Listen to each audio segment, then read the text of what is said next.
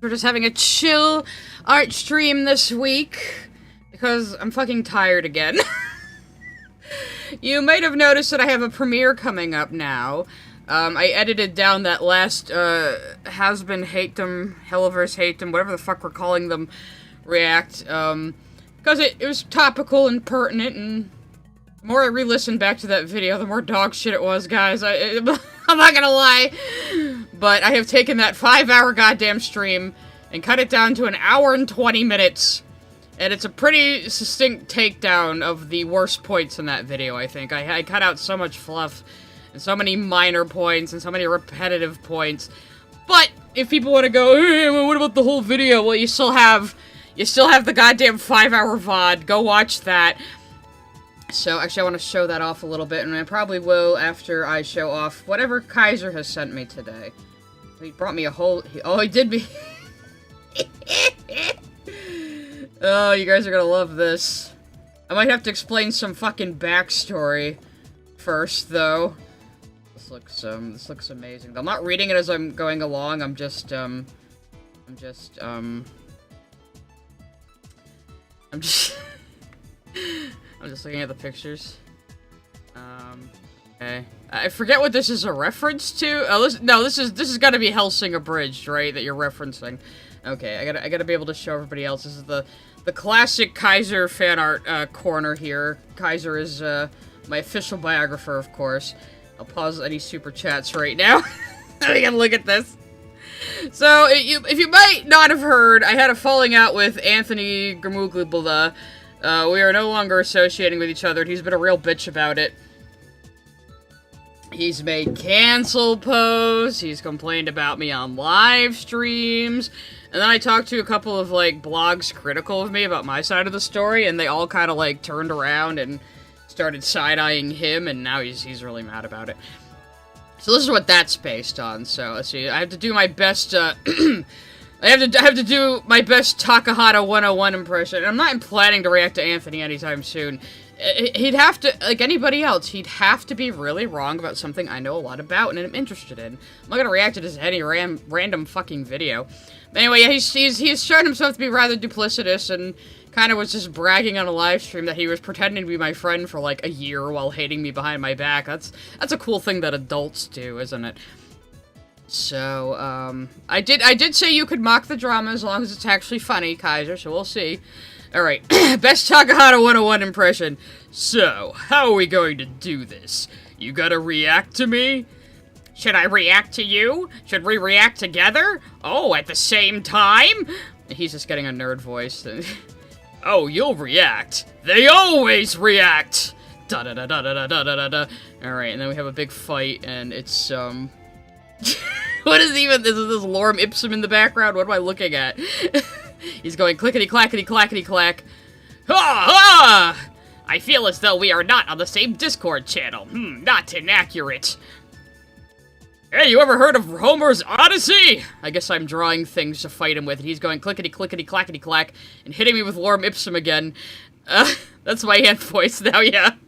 A highly sexist story that limits creative freedom. First you text wall my pun, then you anti-fucking my media literacy? I'm reading some hostility. Clackety, clackety, clackety, lorem ipsum again. Okay, I know it's a filthy rich coming from me, but your writing is bullshit. There we go. There we go. Excellent. Thank you, Kaiser. Every Wednesday we have Kaiser. Oh, for God's sakes! Now we have Big Titty Olivia. I have to voice act. This is the caveat. I swear these artists are getting a little crazy. She's not that chunky in the game. Anyway, let me turn off the let me turn off the music so he can get a clear audio thing here. Nice ring, dork. There you go. There you go. There's your big booby mommy, Olivia there. So, anyway, so yes, I am going to be, actually, let me keep the music paused. I'm going to be premiering a video, because, this bitch took a long time to edit, and, I think I did a pretty damn good job, so I would like to premiere it. So it's gonna premiere tomorrow night, 6 p.m. EST. So we can all watch it together and chat and heckle the video, and the haters can show up and join us and have a big free-for-all in the live stream chat. I'll allow it. So I did put a little like stream trailer on it, so here we go. Like, I'm not emotionally invested in Hellubots. It's a show I enjoy. What I'm emotionally invested in is storytelling and narratives and people actually fucking understanding them and not pretending that they have media literacy when they're just talking a bunch of fucking bullshit. That's what I'm passionate about. Just figured that would be a very relevant clip for anybody who is, like, assuming what this video is going to be. The swears are not censored in the video. I just figured I'd do that for the trailer. So... you can, without getting hit by the gifted sub fairy, you can just, join the channel, Sonic Vegeta. It costs $1, and the Discord is about the only member benefit besides emojis I have for you right now. So... but yeah, I just figured that was a very pertinent point toward the end, because it's like, yeah, every time, like, it was Steven Universe, too, people are like, oh, Sai just can't handle criticism, when I, like, you guys have heard, like, all of my, like, bitchy critiques about Steven Universe. I have many, actually. It's a pretty flawed show, but, yeah, it's not that I can't take criticisms of things I like, it's that your criticisms are bullshit, and you have bad media literacy, and you are clearly just making up things to vilify the creator of this thing. Or in this person's case, he just doesn't like swear words and jokes about drug addiction. It's okay, so don't watch adult shows then. Go back to fucking Paw Patrol then, okay? I don't know what to fucking tell you. You know, it's so bizarre. Oh, hey, Billy Donuts! Hey, welcome everybody. Welcome Cryptid of the chat. Billy Donuts, he'll give you a donut. But it's so weird hearing this kind of thing come from Zoomers. Like, this is the stuff we would hear from, like, fucking church ladies in the 90s. Like, oh, this show is so immoral. There's swear words, and they insult each other without it being shown as explicitly bad. It's like, how did this happen? I mean, I know each generation, like, rebels against the last. The reason millennials are the way we are is because we were rebelling against very conservative, religious, censorious culture. And we got all irreverent and gross and in your face. And then, I guess the Zoomers rebelled against us by just circling all the way back around to that conservatism. But they're doing it with leftist buzzwords now, and it's very, very, very fucking strange to me. This started before COVID, though, Data Brain. This started way before COVID. It's very strange. You would think they can't even rebel in an original way, but they don't even realize. They don't even realize how much like 80s and 90s conservatives they are. It's mind-boggling. You know, I did see a post a while back. It said, one thing nobody tells you about aging is that you will be lectured about, you know, things you remember quite well by someone much younger than you, very passionately and very wrongly. You know? And it's true. Oh. At Varish Wolf 95 sent a super chat, playing the new Resident Evil game and I'm super terrible at it tax. There's nothing wrong with playing games you're terrible at. I always say, I really like 4X games. I'm bad at them. Like, games like, you know, Civilization and Age of Wonder and stuff like, and Humankind. I really like those games. I'm god-awful at them, but I really enjoy them. I'd sent a super chat. Clearly, you don't own an air fryer. I, in fact, do, actually.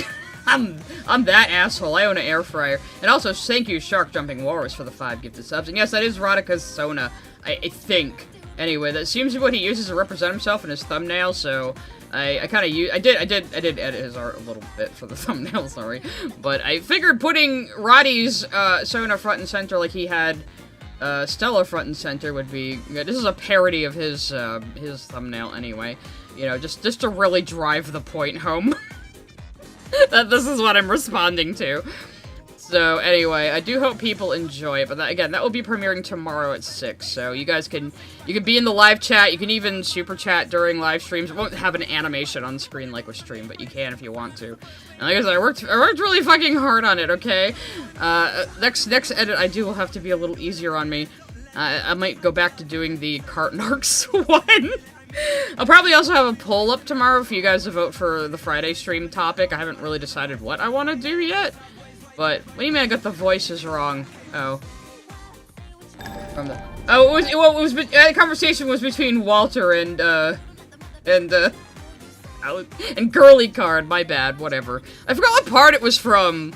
What? Leave me alone. I haven't rewatched Hellsing Abridged in a while. Also, Kaiser wanted me to watch this. Apparently, Oni Plays has kidnapped the Nostalgia Critic. They're actually doing a promo with him where they're doing a talking plush toy of Doug. Like, I think this is their trailer for it. I haven't seen the whole thing, so let's watch that, and then I'll be getting to drawing. Doug is so gray now. Hello, I'm the Nostalgia Critic. I remember it so you don't have to. I just wanted to say I'm being held against my will. Oni Place has captured me, and I don't know where I am. I'm terrified of what they are going to do to me. There's this guy, Joshua Tomar, sorry, here, and I am looking deep into his eyes, and he is definitely somebody that has hurt many people. I like the joke that he's just reading off the paper that he's been kidnapped and held against his will.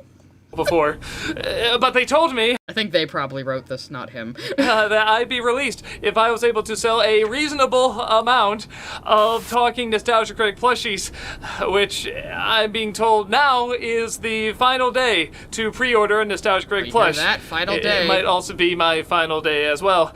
After midnight Pacific time, that's it, no more.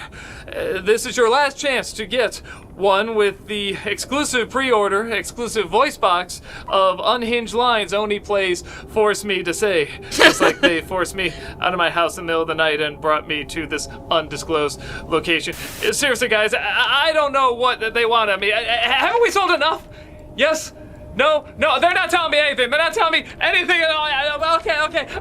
Go to sharkrobot.com Oni to grab a Nostalgia Critic plush before they are gone. Remember, again, that's midnight Pacific tonight. They are disappearing, and the pre-order bonus unhinged voice box will not be available again. Okay, are you satisfied? Are you satisfied? I said this stupid thing again. What are you doing with that crowbar? Tomar, no, please, God! That was cute. I like that Doug like gets. No, I didn't mean to play the video. Shut up, Doug. I like. So it's your last day to buy a Doug plush. I love that they get along with him. Like they do spend a lot of time like doing impressions of him and making fun of him, but it's always come across as very affectionate. You know, very. Yeah, Linkara. This could have been you, Linkara, if you weren't such a bitch. Like, I mean, I respect Linkara. I respect his work ethic. I've liked his videos. I still really like his videos on the Silent Hill comics. Those are fucking awful. But he's too up his own ass. He needs to relax. Like, he really needs to relax, you know? It's like, come on, man. You have a sense of humor about yourself, you know? But anyway, so I have got 2 more outfits to draw. And I think I might try to get back to the comic after that. Obviously, with all the editing I did, I hadn't really gotten the comic pages prepared to start drawing. I've got thumbnails that I'm still kind of poking at. That probably only makes sense to me. And I don't want to give anything away, so I'm going with the Go-Go outfit, and I actually decided to go back and do the witch outfit because I felt like drawing her on a broomstick. I don't know what shoes Velvet is wearing in this scene, so I'm just going to have to guess. They don't ever show her shoes. They show her shoes from really far away in this scene. I actually went and grabbed the screenshot myself. I'm going to... Those could be like pom-poms, but I'm going to just interpret them as hearts. Because I can. So... Anyway, so that's just gonna be... Yeah, I'll just draw for 2 hours like I usually do on these shorter streams. And like I said, though, I'll be there for the premiere of the video tomorrow. And the video is in about an hour and 20 minutes. So, we'll have fun. At Sawesomeness sent a super chat. Why can you please buy me the Doug Dolly? No, get your own. You can go pre-order it though. So, I think you can buy the plushie after the pre-order. I think the pre-order is just for the extra voice box. Yeah, Velvet is a witch. She's an internet witch. Like, even though she makes that comment about, you know, burn that dress with the witches who wore it, she is very witchy in her, she's an internet witch. That's, that's a concept I enjoy. Suppose you could call me the same. What are you setting me now, Kaiser? Hang on. Gotta move this a little bit. No, damn it. hate how the scroll bar just disappears on the bottom there. Can't I hide some of this other information? Come on, TSP. I do love Clip Studio, but it does have some annoying things to it. Alright, let's see what Kaiser's sending me now.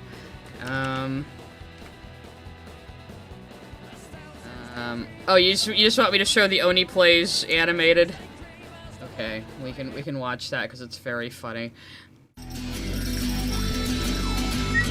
At Jehudi9910 sent a super chat. 2 months no nicotine tax. Hey! I dreamed of an ad for raspberry flavored smokes. I believed that they were real for several days.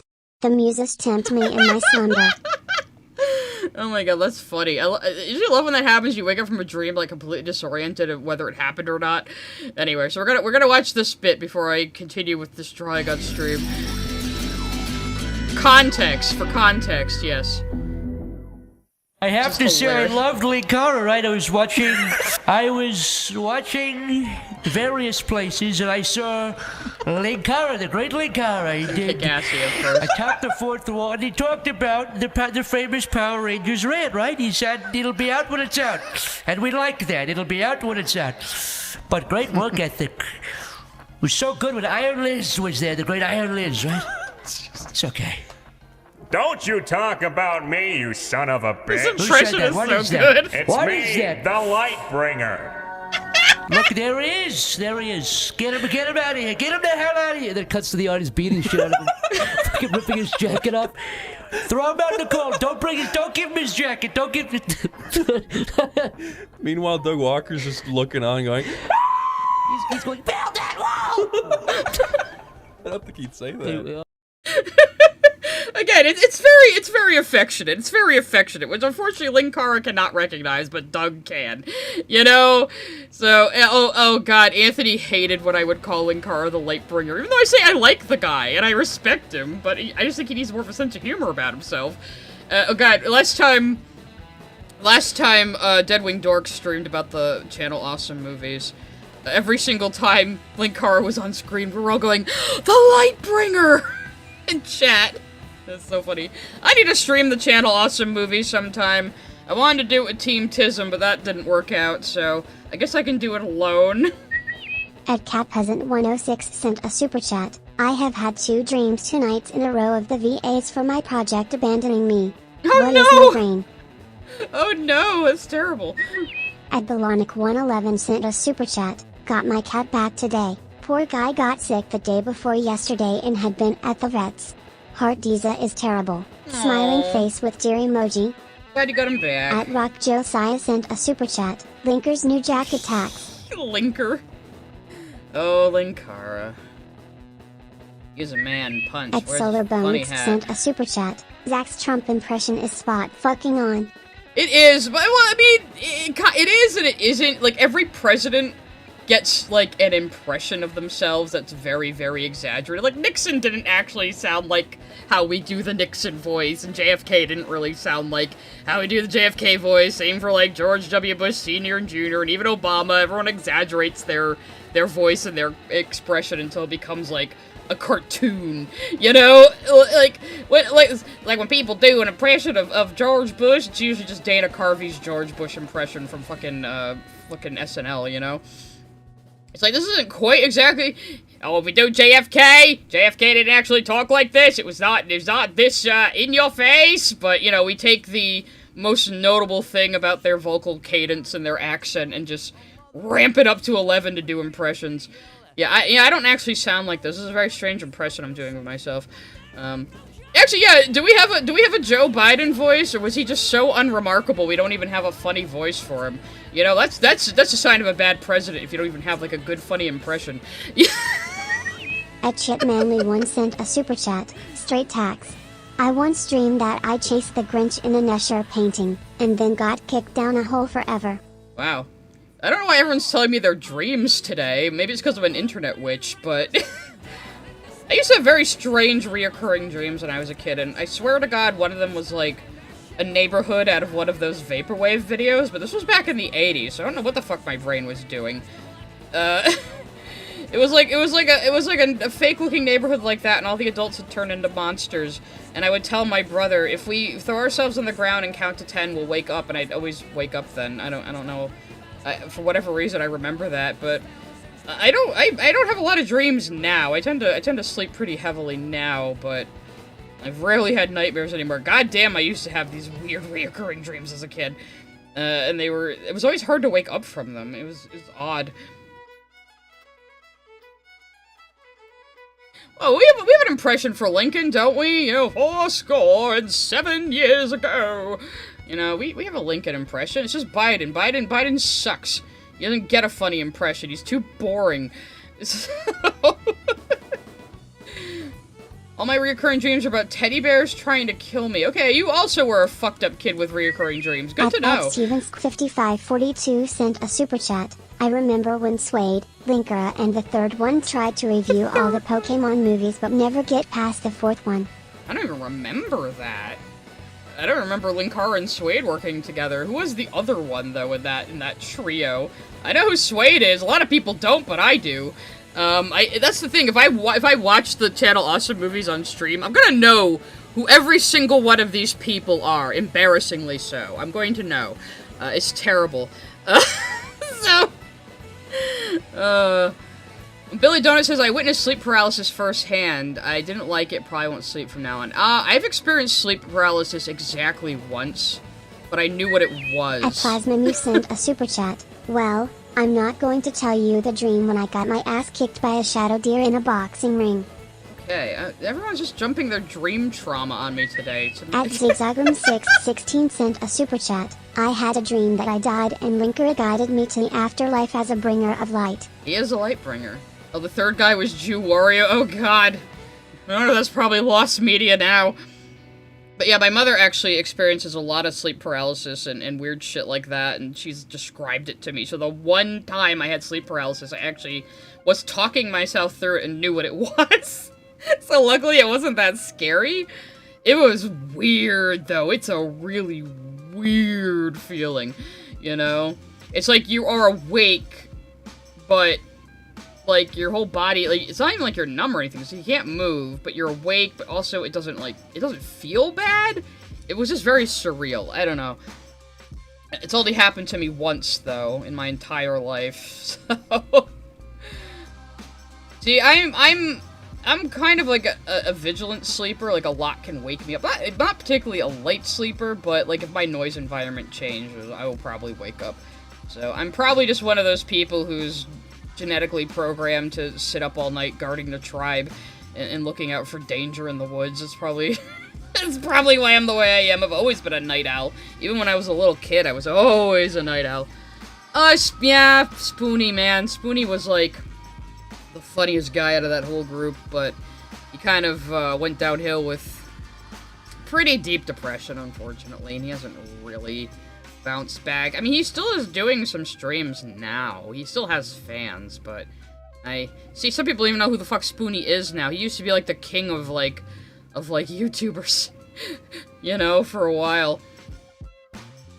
I mean, I haven't rewatched his stuff in a while, but I would probably still go back and rewatch some of his stuff, like the Phasmagoria 2 stream is always a classic. The FF8 videos are always very funny, especially to me, because I love making fun of FF8 for some reason. I just do. Jessel sent a super chat. Dream tax. The only dream I remember from childhood was skeletons running around me in a sea of keys, and I had to figure out which key opened the sky.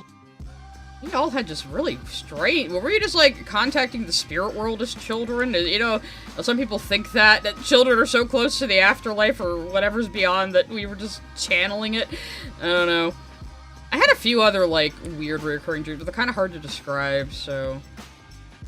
I think one of them I was, like, trapped in a vortex with, like, a cartoon bluebird at the end and couldn't get out. That was the one I remember not being able to wake up from. But that only really happened when I was a kid, though. Three schmucks, Nostalgia Critic, Linkara, and Spoonie. Loved their review of Alone in the Dark. Yeah, they did a good one of Alone in the Dark. I think they did another one where they teamed up. And that's where the running gif of Linkara comes from that he hates so much. But that... Bro, you should just embrace it. That gif is fucking hilarious. It's so, I know it's janky, but that's what makes it funny. Giselle sent a super chat. Your girl May asked for aura attacks. God damn it. Giselle always, like, out there dishing out the aura taxes for you guys. Alright. Mama. There you go. There's my obligatory older lady Japanese archetype voice. Plasmamu sent a super chat. I thought I had sleep paralysis until I realized it was a dream. I got choked out by a girl at a rain jacket. I was sleeping with a pill on my face. Was it a sleeping pill on your face? Oh, pillow, probably. Yeah. Oh no, I still watch Phalus. I haven't watched him recently, but I still watch Phalus. I always thought he was hilarious. I like him. And Bennett the Sage, but he's been on hiatus. So those were like the two of the ones I really kept up with still. And, I think some of them I even watched before they were on Channel Awesome. You know? it's weird. Like, I watched Spoonie before he was on Channel Awesome. So it wasn't just Channel Awesome that I got introduced to all these people through. I wasn't still keeping up with Channel Awesome when Dominic Noble was on there, though. Like, I didn't know for the longest time that he had been briefly. Miss Jasmine 305 sent a super chat. Most vivid dream I ever had as a kid was when I was in 1st grade. Dream that my best friend's mom trapped me in their house and lit it on fire. Did everyone just have disturbing dreams as children? Are we discovering new things today, guys? Oh yeah, Pushing Up Roses. I haven't watched her in a while, but I've watched, even though I never watched the show, I've watched some of her Murder, She Wrote videos just because they're so interesting and funny. You know? I haven't watched her in a while, though. Maybe I should get back into it. Depends on what someone's covering, too. Like, sometimes it's just not a topic I'm interested in. I'm sure it's with, like, the same thing with me. Some of you guys just go, I don't care what the hell Sai's talking about this week. I'm gonna tap out, which is fine. Very understandable, you know.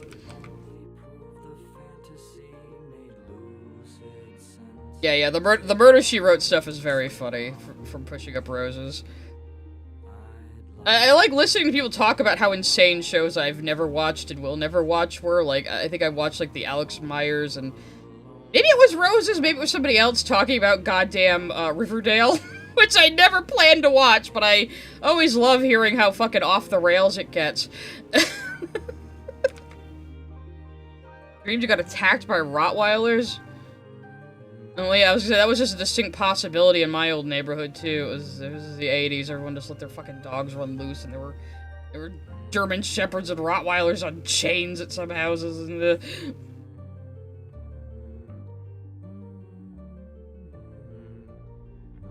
oh yeah, was Eye Patch Wolf part of Channel Awesome? I don't remember him being, but I do watch Eye Patch Wolf. I think his Garfield video is like one of the best videos on YouTube. It's so good. If you've never seen that video, you should go watch it.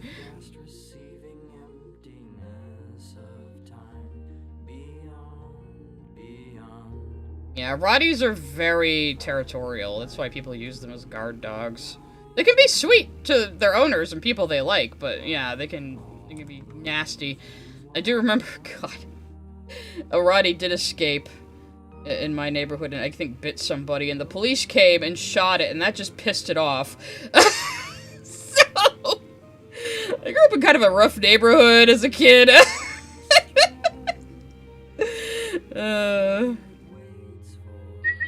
At Super Easy Walker sent a super chat. Lunch tax barbecue ham, hash brown, baked beans, broccoli with cheese and rice, and juice. Nice. You always make yourself the best meals for lunch.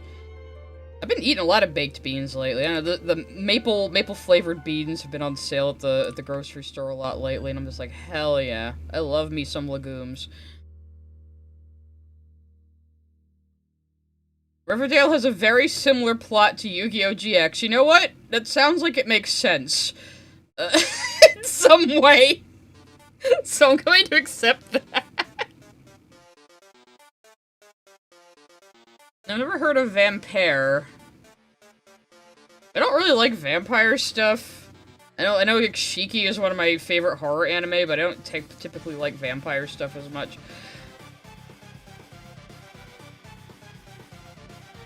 I like in Blazing Saddles. Don't shoot make a...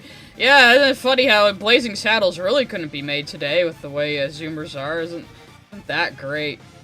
speaking of the VivziePop hate, it was like that time I was following VivziePop drama to its source, which is how I got on this crusade of everyone's just talking a bunch of bullshit. All these people saying she's a Nazi OC when she drew, like, a reference to the fucking producers. So I had to try to explain to a bunch of Zoomers what the producers is and who Mel Brooks is. You know, the very, very, very, very Jewish satirist. And a bunch of them were like, well, saying even the producers is offensive. And it's a movie that shouldn't have been made because it mentions Nazis, even though it's absolutely fucking making fun of them. So, yeah, kids just have no sense of anything these days. No sense of satire, no sense of humor, you know? No sense of nuance or context. They have no critical thinking skills. They have no media literacy. Some of them can't even fucking read. You know, what is going on? Well, I know what's going on. They're kneecapping the public education system so they can have a bunch of idiotic worker bees for society while rich people send their kids to private charter schools. That's what's going on. But, yeah. I try not to get into politics on my streams. I might just be a little spicy today. Remember being introduced to the producers with an old AMV for Ed, Ed, and Eddie set to Keep It Gay. That's amazing. That's awesome. Yet they love Class of '09. Should I- oh, everyone keeps telling me to play Class of '09. I haven't really wanted to. I mean, I prefer to play visual novels where I have to do the voice acting on stream.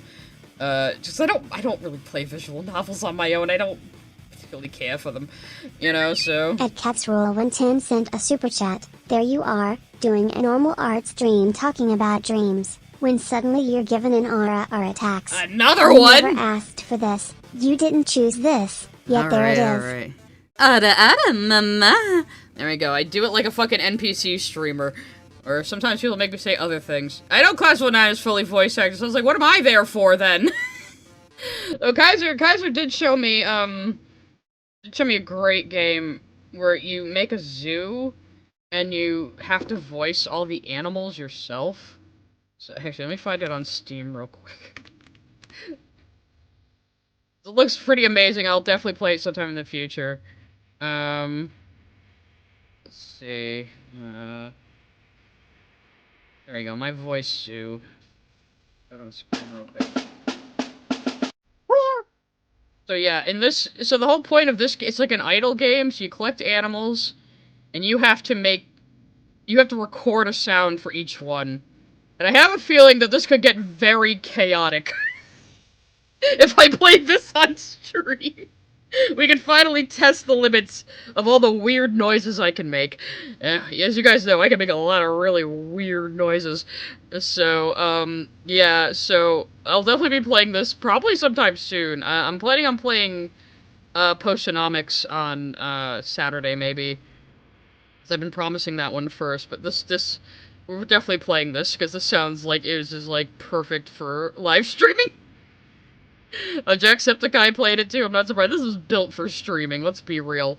But it was only like $3, so I was like, hell yeah, we'll do this. So, look forward to that. Yeah, Vincent Madrano's obviously a fan of Mel Brooks, and obviously a fan of a lot of things that Zoomers don't understand. You'll see tomorrow night. You'll see tomorrow night when the damn video comes out, because we have Rodika being media illiterate about all sorts of things, not just Hell of a Boss. At Belonic111 sent a super chat. My mom used to hum Springtime for Hitler for me before bed. Springtime for Hitler and Germany. Attacking Movie Bubbles B6 sent a super chat. Would Charlie from Husband Hotel be friends with Usagi from Sailor Moon? Probably. Also watching while drawing. Though Usagi might mistake her for, like, a Negaverse demon at first. I forget what they call it in Japanese. Fake fan. I'm not that big of a Moony. My friend more is. But I know enough of it, though. Yeah, but then they become best friends. It's like that one fucking Stone Toss comic of, like, Jesus coming in and Charlie rejecting him. I was like, what are you talking about? Jesus and Charlie would be best fucking friends. You know?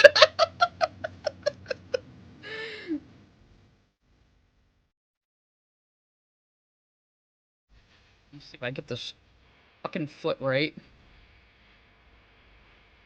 Hey, Billy Donuts is still giving out donuts in chat, so get your donuts.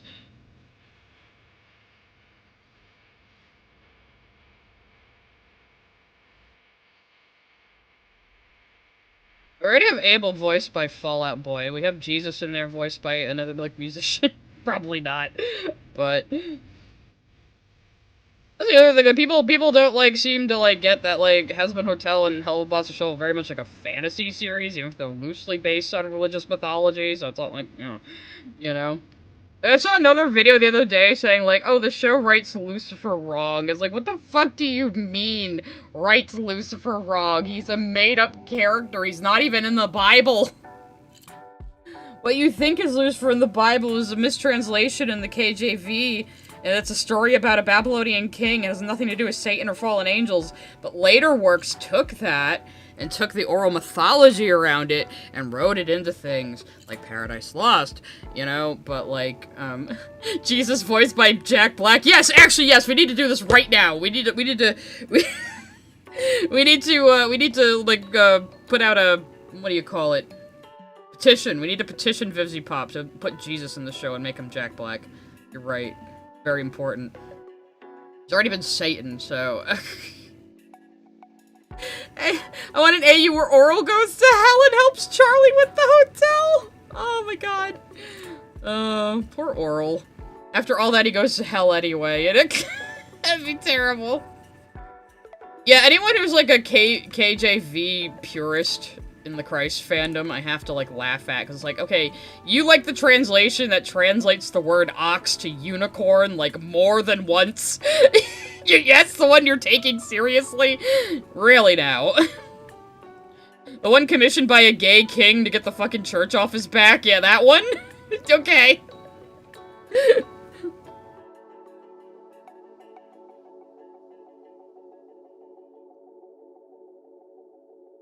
Yeah, it's like, why are you complaining that a show is doing something differently than you've seen before? Like, why isn't this show doing the same thing that's always been done with this concept? Well, I don't know, maybe because they want to do something new? That could be a thing.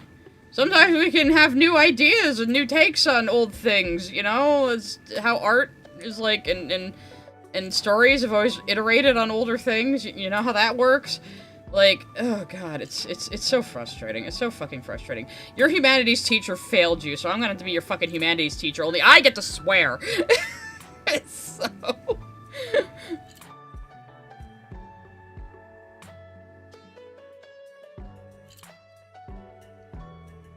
According to the creator Mora Oro, if the show had a season 4, Oral would have gone through a goth phase! That would have been funny to see, actually, because Oral is kind of, like, susceptible to, like, he really gets convinced by, like, ideas a lot of the time. That's part of his character, and why he struggles so much as the kid who actually asks questions, even though he's devoted to his religion. It still is so funny to me to see Mora Oro get such a renaissance all of a sudden. Was it because it was on YouTube? People suddenly started, like, checking it out or something? I forget why it kind of re-emerged, but I watched it all when it was airing originally, actually. You know? I haven't rewatched it, but maybe I should. A Talking Movie Bubbles B6 sent a super chat. Would Jim Henson be pro AI? No. Also favorite Henson movie? I don't know, because I'm not that into the Muppets movies. Maybe Muppet Christmas Carol, I would have to say, but I kind of like Christmas Carol in general. So, you know, so surprise. Even though I'm an atheist and a cynical bastard, I actually kind of like Christmas Carol. That's probably mostly because Trinity Rep around here puts it on every year in different ways, and they have their own songs that were written for just the version here on Rhode Island. So, but yeah. Probably Muppet Christmas Carol, I would say. Yeah, I also watched Moral Oral on Adult Swim. Back when it was still airing. I love how, like, they told them to go edgier, then they did, and then they got canceled for it. That's cool. You know, that's cool. Oh, yeah, because somebody made a good video essay on it. A lot of them didn't watch the show. It's like BoJack and Venture Brothers. Especially BoJack. Like, I have all these kids in the Helliverse hate them. They get so mad at me when I say that BoJack and the Helliverse have the exact same sense of humor. They go, no, BoJack is so deep and serious. It's like, you haven't watched the fucking show, have you? Because in between all of those gut punch moments everybody, like, you know, makes video essays about, there's just, like, really silly dialogue-based humor and, like, Looney Tunes, like, sight gags happening in the background. Like, come on.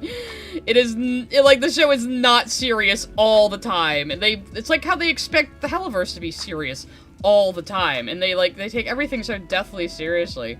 Like Verosika throwing the anti-Blitzo party, which is supposed to be absurdist. I pumped on sent a super chat. I out. absolutely love Morel Oral.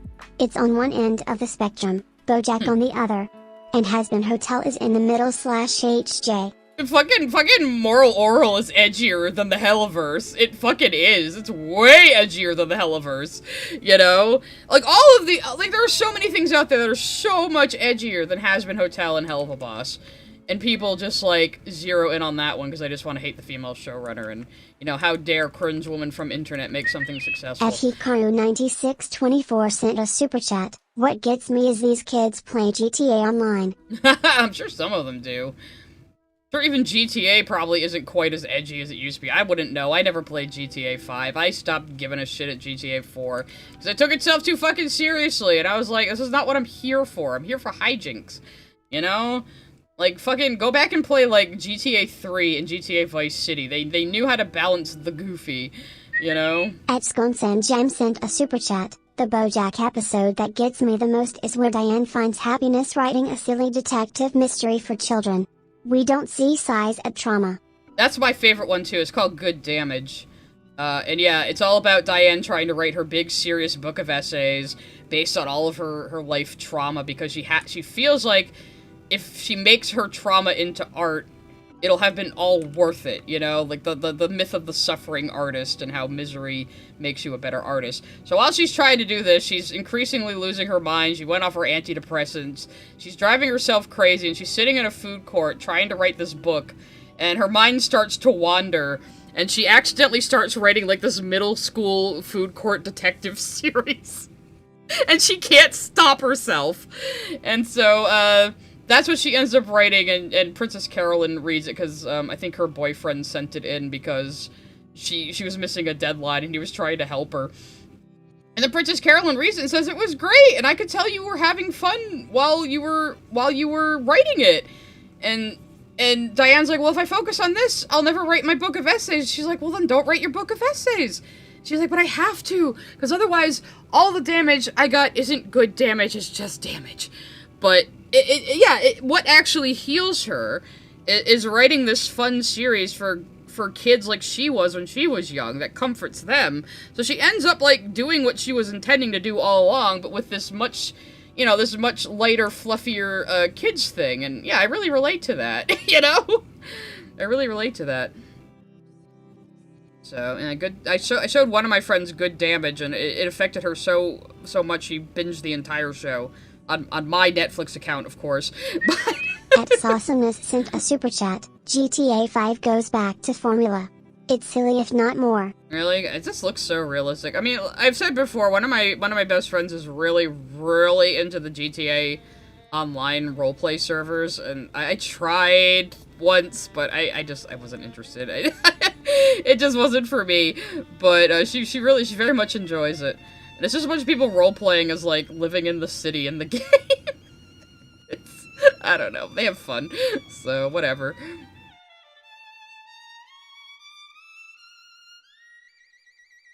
Yeah, definitely side-eye people who don't like Diane. I mean, Diane has flaws like everybody else in the show, but of course people are always harsher on the women when it comes to that sort of thing. Just talking about that on a Breaking Bad video recently, actually. GTA Online goes full Saints Row. Saints Row got too goofy. That's my problem with that. Dino Nuggy 22 sent a super chat. Do you believe the Hatem is aware that they do not like the show because they do not like Vivzi Pop herself? Or are they unaware? I think they're pretty unaware that it's just their vitriol toward this woman that makes them, like, just be disingenuous about something as unimportant as what happens in a fucking cartoon. Like, seriously, get the fuck over yourselves, and also, like, just admit that you're just hating on this woman to hate on her. You know, it was like at the end of the video premiere tomorrow, I'm just like, you are part of the problem. It's adorable that you think you're one of the good ones. What?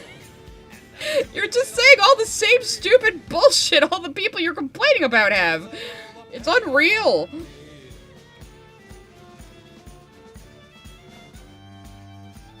But, I mean, to me, I was like, I want people to have good media literacy and not be this stupid about, like, fucking TV shows and movies, so that's why I do what I do. It's just interesting for me to talk about, so... That's a really bad hand position I put there.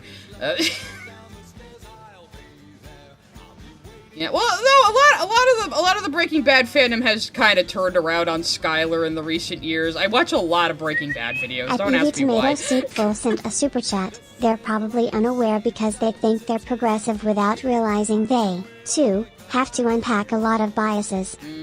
No, but they're the progressive ones. There's no way they have a bias. Everyone else has a bias, not them. And they have to expose everyone else's biases while all they are really doing is demonstrating their own deep-seated biases and projecting it onto the thing they say they're critiquing when that isn't actually what the thing is saying. You know, it's incredible. Yeah, I remember talking to one of my buddies about it too, and he's like, now that I'm a little older, I'm kind of like, Skylar actually was, like, correct and everything, like, she definitely had reasons to crash out, So... No, I didn't watch Breaking Bad at the height of its popularity, so... At Danny_Strava send a super chat. Hi, Sai. How are you? Just found out I have EBS. But other than that, I'm fine. I don't know what that is, but I hope it's okay. At Sconsan Jam sent a super chat. Knowing the behind the scenes is why I can't bring myself to fully enjoy The Shining. Poor Shelley Duvall. I don't like tortured artists. Yeah, I mean... face emoji. Kubrick was an asshole on a good day, it's kind of known about him, So, but of course, male auteurs get to get away with basically murder, that's fine because, well, they're men, they're big serious men with big serious man emotions, and, they're making true art, unlike these silly women who think they can be on the same level. How dare they, And she's Skylar White, yo. No, I was the thing I was making was they were focusing on a scene between Skylar and Walter White, and it's like you see so much in the show how much Walter like underestimates Skylar's intelligence, and it always bites him in the ass every single time. I mean, if you really watch Breaking Bad and pay attention to the text and not like the hype and the advertising that was around it at the time, the whole show was about toxic masculinity and how bad it is for you, like, it's the whole thing. It's all about toxic masculinity and Walt's ego, and every single bad thing that happens to him is basically directly his own fault, If you really pay attention. But it's just AMC, when the show was on, they were advertising it with the sexy drug running side, and ooh, he's the king, and, but it was so funny, because I watched it way after the hype. I watched BoJack and The Boys first, and I heard Aaron Paul in BoJack. I was like, hey, Aaron Paul's pretty funny. And then I watched The Boys, and there's Giancarlo Esposito playing a character very similar to Gus, and I was like, I really like Giancarlo here, and I was like, I really like Bryan Cranston. Okay, fine, I'll fucking watch Breaking Bad finally. And I did. It was like near the time Better Call Saul was ending that I started watching it finally, and it was so funny to see, like, all these badass Heisenberg moments in context, and it's just Walt posturing right before he, like, falls flat on his face and gets knocked down, like, 50 pegs, It's so funny, It's like, oh, wow, this is nothing like people have characterized it. And to my own surprise, I finally did watch Better Call Saul, and I didn't care about Saul as a character at all. He was not a character that I liked at all, and I didn't give a shit about him. But I had kept hearing, Better Call Saul is so good, Better Call Saul is so good, and I watched it, and yeah, it's actually really good. It's actually better than Breaking Bad. Breaking Bad's a little more dumb and fun, but Better Call Saul is, like, definitely the more finely crafted show, so...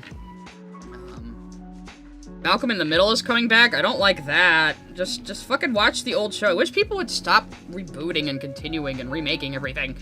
Yeah, the show knows Walter is a loser. It really does. I don't know how the fan base missed that if they were, like, 13-year-old boys when they originally watched it, which a lot of the guys I watch on YouTube admit to that. So... Actually, one of the best videos that I highly recommend. Hang on. Let me find it. I can just show it to you guys so you can watch it later in your this one. This video right here. The moment Walt becomes Heisenberg. Trust me. Trust me. He's not actually making that argument. He pretends he is for like half the video. This follow-up is also very good. But this video, I've rewatched it like maybe like 12 times. It is so fucking funny and I love it so much. I don't know what, like, I always say I don't think I'm that big of a Breaking Bad fan, but I watch so many goddamn analysis videos on it just because I do really respect the way it was written. They were written so much by the seat of their fucking pants. And just, like, basically retconning it into having deeper meaning later on, and it's, like, so seamless. Things seem like they were planned all along, you know? That's, yeah, Verdant is good. Verdant is good. That was, like, the first video of his I saw, and I subbed him immediately. It has, like, look at that. It has 1.7 million views now. Good for you, man. Good for fucking you. You deserve it. You know? I don't think I've seen his, I think this is the parody one I'm talking about, there, Lord and to Read. The other people I watch a lot are Beat Race, Krotos Mystery, Shaq. He also does Attack on Titan videos.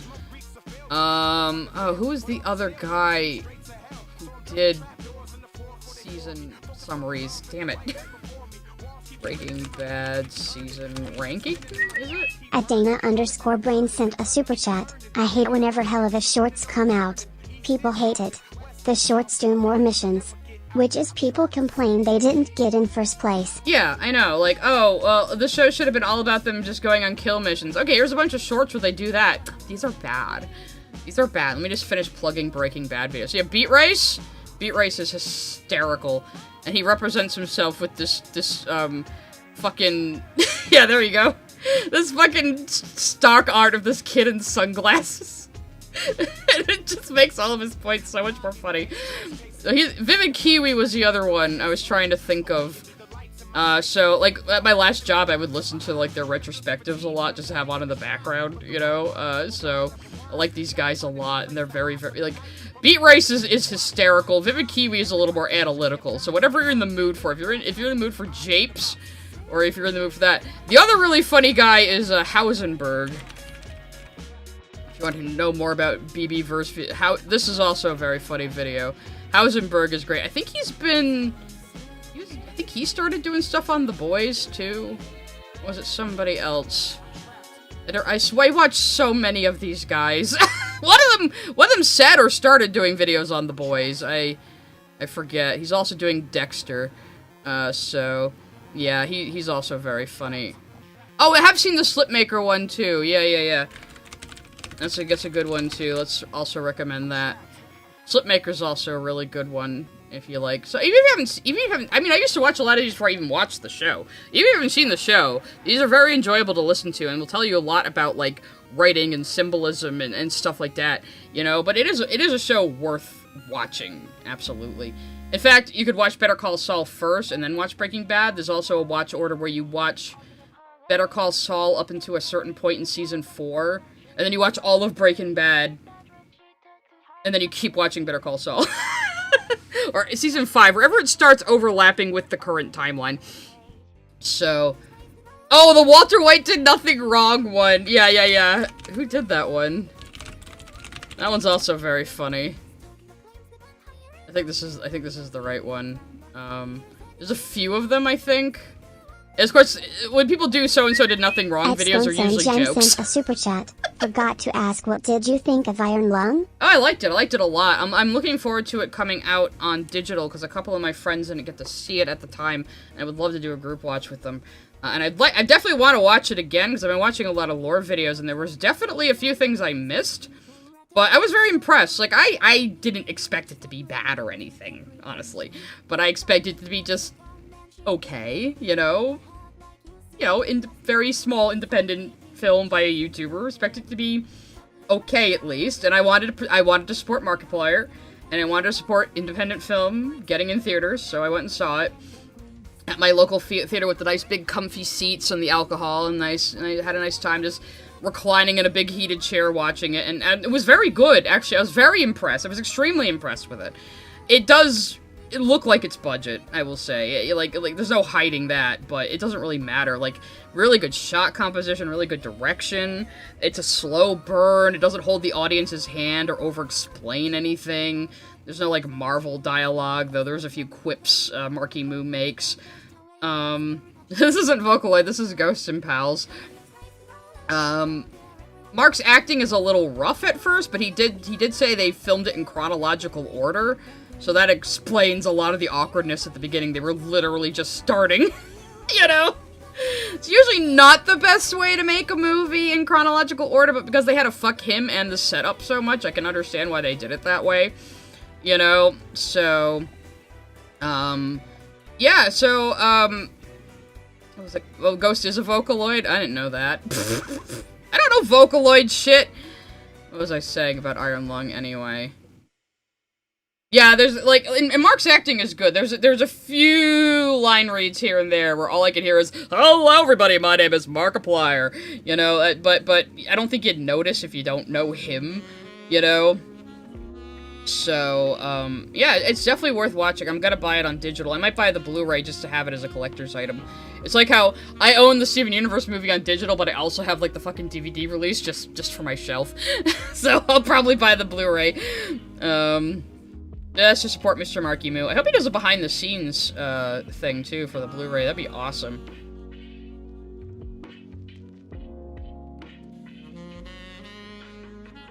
You both enjoyed it? Yeah, I did watch his playthrough of the game first, and I watched a lore video, but I don't think you need to know anything about the game going in. It does explain everything pretty well, even though I said it doesn't hold your hand. You do have to pay attention to dialogue, you do have to infer some things, but, I was more interested in how he would adapt the lore, so that's kind of why I just got myself filled in before I went and saw it, and it was pretty interesting because he did expand on the lore. Like, I thought maybe the game maker had co-written the script with him, but no, it was just all Mark. He did pick his brain for, you know, ideas and, you know, what he was thinking when he came up with certain things, and he gives the guy credit all over the place, but he wrote the script. And I thought it was so funny, he had an interview where he was talking about the fucking bitchy people who are trying to be down on him because they're threatened by him. The bitchy people going, "Oh my god, he wrote it and directed it and starred in it as if it was a vanity project." And he's like, "Yeah, I did that because I didn't have anybody else." You know? I've said before, it reminds me, my brother made a short film one time where he wrote, starred, and directed in it, but it's not a vanity project because he plays a very creepy, like, serial killer, and he's wearing an ugly sweater and big pedo glasses, so, yeah, definitely not a vanity project. So, I don't know. Seeing all these people fucking panic that he just completely circumvented the studio system and just got his movie in theaters and it made $50 million is wonderful. I like that a lot. So it's like, you can't do that. You can't just put your movie out and make money. You can't do that. You need us. It's like, no, actually, Hollywood people don't need you. And the theaters were happy because the theaters got half the profits, unlike with Hollywood. So, yeah. I've said for years, the entertainment landscape is changing very, very rapidly. Anyone can make anything from anywhere and just distribute it over the internet, mostly, and get traction, and that's great. That's a good thing, you know? And the Hollywood system hates that because they're not in control of it, and they have not realized that they're obsolete yet, and they're really fighting it. It's like, sorry, you guys are going right on the pile with radio and newspapers and television. Things don't work that way no more, even if you want it to. Yeah, it was such a passion project. Such a passion project. It was actually very well made, like I said. So, and it expanded on the lore a bit. But yeah, you can follow the story. Again, you just have to fucking actually pay attention. You have to actually watch with your eyes, because the character isn't going to explain what he's doing half the time. You have to actually observe him and what he's doing, you know? Rise of the Indies, hell yeah. He says he wants to make more movies. I'd look forward to that. He says he might want to do another video game adaptation. Which, you know, I think I'd just watch whatever he wants to do, honestly. So, like, you go for it, man. Or, hell, I mean, Mark, with that $50 million, he could found his own studio and, you know, produce other people's ideas, even. He could do whatever the fuck he wants. But, like, again, all these people that are so down on him for it, it's clear that they're just threatened. Because he's not playing right, you know? He's not playing their game right. I haven't seen his Amazon series, actually. I did play, I guess it's almost a game. I did play a little bit of Markiplier in Space, or In Space with Markiplier, I think it was called. I did play a little bit of that. So, I mean, I'm not as interested in Mark as an actor, at least I wasn't before Iron Lung. Is Jacksepticeye directing a movie? Maybe. I don't know.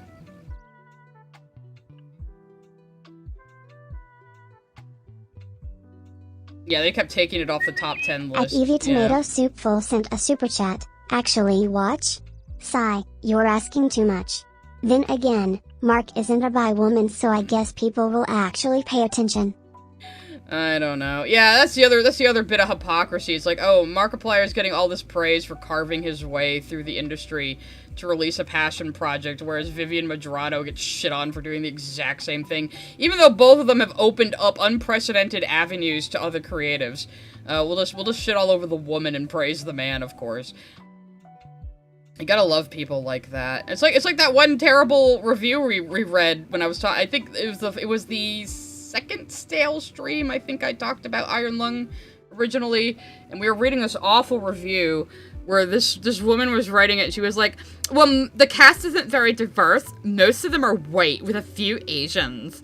And I'm like, Markiplier is half Korean. He's on screen for 90% of the fucking movie. And you goddamn well know that Hollywood would never put a guy who looks like Mark in the leading role of anything. How often have you seen Asian men in a leading role that's actually, like, cool and badass or full of depth or anything? That isn't a movie that was made in Asia. You know? How many? Not a lot, right? I mean, people always talk about diversity this, diversity back, but they only mean, like, white people and black people, and they just completely ignore Asian people. Well, Keanu Reeves doesn't look Asian. I know he's like, what, he's like half Filipino or something, but he doesn't look, he passes for white, so, you know, that's kind of a factor there, so.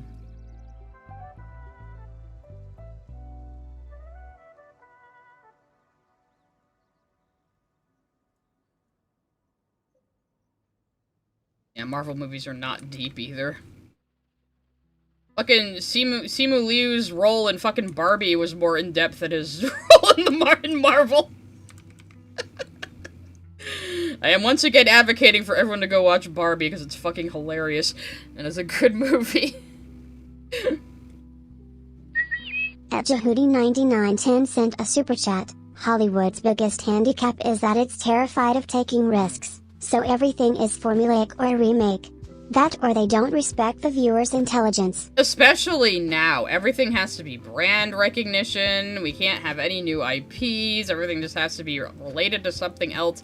And I think, again, the problem is a lot of people in charge of these entertainment companies are not from a creative background. They're not from an entertainment background. They don't seem to even know why people like entertainment in the first place. They're completely ill-suited to the industry they're in charge of, and that's why it's dying. At Sconsen James sent a super chat. My partner and I jokingly refer to ourselves as Hollywood ugly because of the BSPD standards. Yeah, that's true. I mean, I think it's like I had a little bit of a blip here. I mean, yeah, it is funny that they're having they're bringing all these old ass actors back just for like brand recognition and franchise recognition. That's unusual. But like, I mean, I don't really mind movies like casting attractive people a lot of the time, because we kind of want to look at attractive people. I mean, most people kind of want to look at attractive people. I don't think that is in of itself a problem. It's when you judge like everyday people by those standards of somebody in a movie shot in perfect lighting from the right angle with like 8 hours of makeup on. That's when it becomes a problem.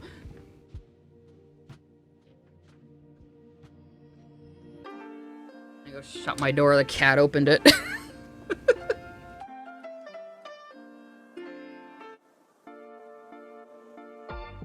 I think some people are nostalgic for Vigipop's old stuff. I didn't follow her work until the Has-Been Hotel pilot. And I didn't even like the Has-Been Hotel pilot. That's always the funny thing, where people are like, oh my god, Sai's obsessed with Hell of a Boss and Has-Been Hotel, and it's like, I didn't even like the fucking Has-Been Hotel pilot. And it seems to me most of the haters liked the pilot. So that's very odd to me. Maybe it's just they have bad taste, but, you know, I don't know. It's like, I fucking hated Alistair in the pilot. I thought he was annoying and edgy and just too much of a Mary Sue, and then however they changed him in the final show, and with Amir Talai's performance, he's now my favorite fucking character. So, what can I say? The thing is, though, yeah, like, wow, I can change my mind about things when they've been advanced and refined and you know, amazing. At Vixen Blossom sent a super chat. Apparently a lot of who saw Iron Lung had mixed feelings because they had no clue what was going on because it wasn't explained, and most people know about the game. It is explained, though. It just doesn't, like, just nobody has, like, a big monologue or a Stranger Things, okay, here's the plan scene. You just have to actually pay attention and listen and watch what the character is doing, and, like, use your brain and infer things. I mean, like I said, I was just laying there in a recliner like a lump the whole time, just taking in the movie. That's what's good about movie theaters. You can't really do anything else but take in the movie, you know? And I love those big comfy seats that they have at my local theater, so yeah, I was just happily laying there with my booze and my popcorn and just watching the damn movie and paying attention. So, yeah, I mean, they explain things. Like, they don't exactly explain, like when he finds the, let me talk about the visual storytelling in it from my memory. I've only seen it once, but, you know, I have this uncanny ability to actually pay attention to things I watch and remember things about them, which a lot of people seem to have trouble with. When he finds the seedling in the pendant left by the previous person who was in the sub, who was also a prisoner from Eden, they don't explain what the pendant is, but you can tell by the way he reacts to it that it's very important to him and has a lot of significance. And then we see a shot of his arm where he has, like, a broken version of the same pendant, where it was clearly taken away from him. It's just, like, the outer wire now. So, just from all that, you can piece together, like, oh, these seedling pendants are something given to people on Eden Station, and it's like a religious symbol to them. Like, it gives you everything you need to piece that together without saying a damn word. You just have to actually pay a fuck attention. You know? You just have to pay attention and use your brain, which is what movies used to trust people to be able to do. And people are just not used to that now. They want everything fucking explained to them as second screen content.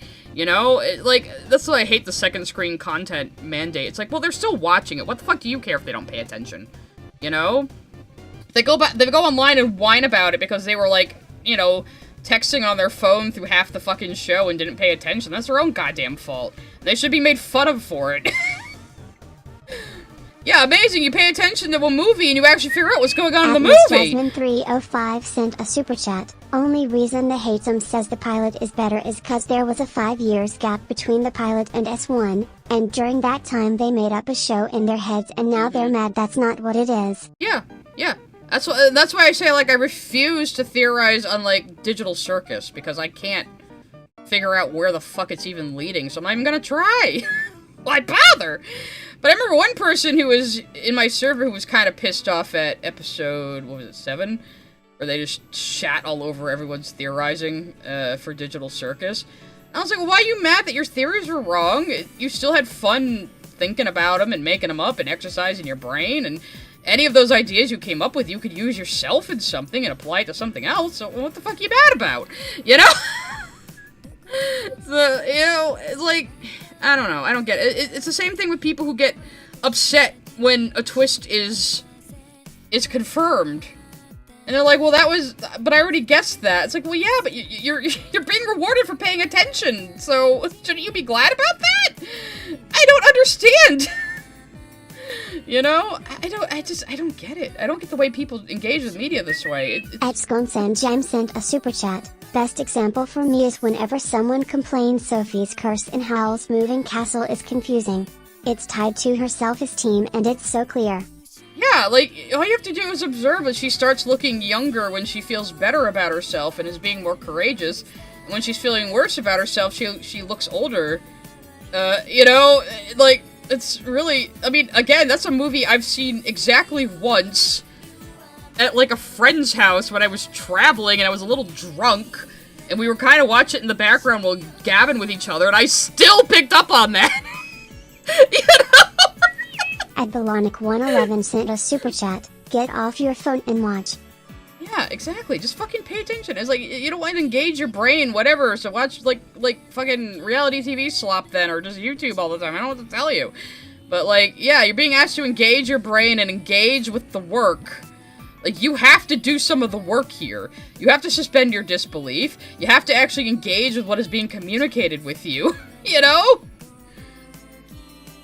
And that's, like, the bare minimum. At Chipmanly1 sent a super chat. Some people just ain't happy till they're miserable. Yeah, there are some people who just want to rant and bitch and complain about everything and want everyone else to be just as miserable as they are. So when they see other people enjoying things or having joy about something, they have to shit all over it, you know? And you can just ignore those people and make fun of them, like I said, yeah? So, you are allowed to do that. Has-Been is unique more often than not. We don't always get to see pilots or shows. Exactly. Things have gotten a little different. It's like how the pilot for Knights of Guinevere is extremely polished. You know, I would even call that an episode 1, not even a pilot. And again, that happens sometimes. Like, episode 1 of Breaking Bad is the pilot. That does happen sometimes. So, but yeah, with Has-Been, like I said, I thought the pilot was technically impressive. Hikaru9624 sent a super chat. I remember it was rude to use your phone at movies. Yeah, when I have to see Iron Lung, I still, like, put my phone on silent and put it in my fucking pocket, you know? It's like, I don't know. I think we just have to let the Zoomers get good, you know? Well, you didn't understand the show? Well, maybe you need to work on your fucking media comprehension then. You didn't learn it in school, doesn't mean you can't learn it now. Problem is, too, like, the very incestuous online discourse where they're all just, like, getting these points from each other. And it's always someone who either hasn't watched the show or have just watched clips or is half remembering things wrong just to be bitchy. Epi Master Clockwork sent a super chat. It's no wonder the entertainment industry is turning to AI. Why bother trying if people are okay eating slop? I guess. I mean, even the slop lovers don't like AI though, because it's so low quality. That's the funny part. Now, if you are obviously I mean, AI is usually obvious, but if you get caught using AI now, people see that as a mark of cheapness and lack of quality. So it's already over. If they're gonna go, oh, they're using AI. I guess they couldn't afford, you know, better than this, huh? At DinoNuggy22 sent a super chat. I have fully accept that sometimes I need to engage with a show a couple of times to get the plot. It is kind of sad, but I can live with that. I'm like that with songs sometimes. Like, I need to listen to a song a few times to know if I like it. But yeah, there's shows like that, but like, it's like with, well, I mentioned Better Call Saul before, and Severance, especially. Very, very visual storytelling shows that trust the audience to observe the characters and infer what is happening and infer what they're thinking and stuff like that. So I never draw when I'm watching either of those shows. I mean, I probably will if I rewatch Better Call Saul, but like, you have to actually pay attention. So I put the drawing utensil down and I just watch the show, you know? One day I do want to go back through Better Call Saul and do studies of the frame composition though, because I always say like the frame composition is so good. You could really learn a lot about making comic panels from it. It's that unique and that not jarring, but it's noticeable, but like in an arty way, I guess. I don't know. At Dana_Brain sent a super chat. Problem is, you do learn this in school. Not my fault you all falling asleep in English class. I mean, sometimes teachers do relay these things in a very boring way, but, you know. At Sconsan Jam sent a super chat. I think it's really affecting some romance writing because the characters have to explain everything about how they're in love. That's just me, though. Yeah, I mean, that's like an amateur writing mistake of thinking, like, you have to explain everything, you have to lord up everything. It's a very amateur writing mistake, but it shouldn't become the expected standard, you know? And also, hell yeah, Severance is giga gas. I'm gonna assume that's positive. I love Severance. It's so fucking good. You know, the second season was more like a more typical drama than the first, but they had to go somewhere with it, you know, so I don't mind that so much. I am looking forward to season 3 whenever the fuck it actually comes out. It's seemingly not even going to be till next year, unfortunately. But I will do episode discussion streams on Severance, because I'm gonna be watching every episode day 1 anyway. Might as well.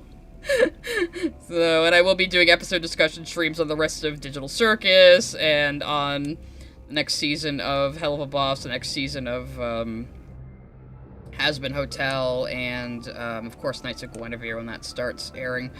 So, yes, we will be doing more of those streams. This isn't anything I'm watching, like, as it comes out right now, and I'm not gonna, like, just do episode discussion streams just to do them, you know? I don't know. I think it's just better to do them when the things are coming out. But I think when we get to the last episode of Digital Circus, I will discuss the entire series. So that's my plan. Because I only started the episode discussion streams with Has Been Season 2, so I hadn't, like, covered Digital Circus, and I was asking people, do you want me to? Even though I'm kind of like, the show is kind of like toward the end now, but everyone was like, yeah, let's do it. So,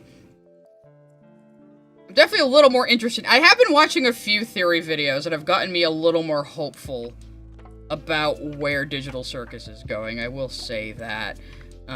So, we'll see. Again, Goose keeps promising the ending will recontextualize everything, and we'll see. We'll see. It might blow my fucking mind, guys. I might sing its praises to high heaven. We don't know. Again, I am avoiding guessing anything about Digital Circus, just because I have no idea. I can't read it at all. There's gonna be 2 more. There's gonna be 9 episodes. So there's 2 more. And I think they could do a lot in 2 more episodes. At SoreHeart520 sent a super chat. Quick question, did you play the FF7 remake / Rebirth? I did it, but I watched my friend play it. I considered maybe playing them myself, but it has all those fucking block sliding puzzles that are so annoying. But no, I've watched my friend play the first... It's only the first 2 are out, right? Yeah, because I was very skeptical about FF7 Remake. I was like, this is just gonna be a cash grab. It's gonna fall down the Squeenix hole. They're gonna turn it into FF... fucking 13, probably. No, I was surprised. It's actually very faithful. Even though it's not quite a remake. It's sort of a retelling sequel. It's hard to explain. But it is actually very faithful, because I was dreading. I was actually expecting, like, fucking Aerith to be her Advent Children / Crisis Core waifu lobotomized version, but no, she's very faithful to the original. I was quite surprised and very happy about that. I was also worried that Barrett was just going to be Mr. Gruff Tough Guy the whole time, but no, he's perfect. He's absolutely perfect. And the guy who voices him was always a fan of the game, so I love that. I love that so much. So yeah, actually, the FF7 remakes are really good. It gives Tifa a lot of new character development too. I noticed they really focus a lot on Tifa. So yeah, I think overall those games deserve to exist, you know, even though they're not quite the same as the original. What FF7 Remake seems to be is Sephiroth is doing some timey-wimey fucky-ducky stuff, and Aerith has returned from the live stream to stop him, because both of them seem to know things they shouldn't at this juncture in the story. So it's kind of like they're reliving these events, and Aerith is aware of it. You know, that's the impression I get anyway. So, and I don't know what they're doing with Zack exactly, but I was very charmed by his introduction in Yuffie's DLC. So, I never really cared that much about Zack, to be honest. And, I love Tifa and Aerith's, like, cute little friendship, too. I love the way they expanded on them. And Yuffie was surprisingly not annoying. Like, it's just W's all over, guys. Except for those fucking block sliding puzzles that are there to waste your time. I wasn't even playing and I was annoyed. I'm just sitting there watching my friend, like, go through these fucking, like, we're getting toward it's an exciting time. We're getting toward, like, the end of a level and the end of a story arc, and all of a sudden, oh, here, spend 20 minutes pushing blocks. And it's like, God damn it, this is just here to slow you down. But otherwise, it is very good. It is very, very good. I will say. And I was so skeptical. I was expecting those games to be awful. And then once I watched my friend play the first one, I texted my brother and said, they're good. You were right that they were gonna be good. 'Cause my brother and one of my best friends, who's my other brother, are both very, very big FF7 fans. So, a while back, I was still operating under the impression that Zack and Cloud are Sephiroth clones because of the old translation in the original PS1 release. And my friend, like, literally dragged me into a VC call and, like, lectured me for, like, 3 hours about all the all the lore I had wrong from the old translation. So it's like having nerd friends. Final Fantasy is his Dragon Age, you know? He is as crazy about it as I am about Dragon Age. Well, yeah, I guess with the Genova cells, you could argue, but they're not actually clones, which the original translation made it sound like they are. The original translation had a lot of issues, so, yeah. We didn't get the best translations for video games back then, though I have played, like, the PSP version of Final Fantasy Tactics, the original one, the only good one, for PS1. And, like, God, I missed the old translation, because whoever did the new one, they tried to give them, like, all this old-timey speak, and it's badly written. But, though, now they have, that one with voice acting, that one ever come out? The FFT with voice acting remake? Because I might want to play that. I haven't played it in a long time, and it's always been, like, one of my favorite games. I don't even usually like tactics games. For whatever reason, I've always really liked that one. So... It plays more like a Fire Emblem game. When I say old one, I mean the one on the PlayStation 1 Cosmic Wooloo. The original release. Not even the PSP one, the one before that. You know? I think they've retranslated again for the voice-acted one, I imagine. Yeah, it did come out. Hang on, let me just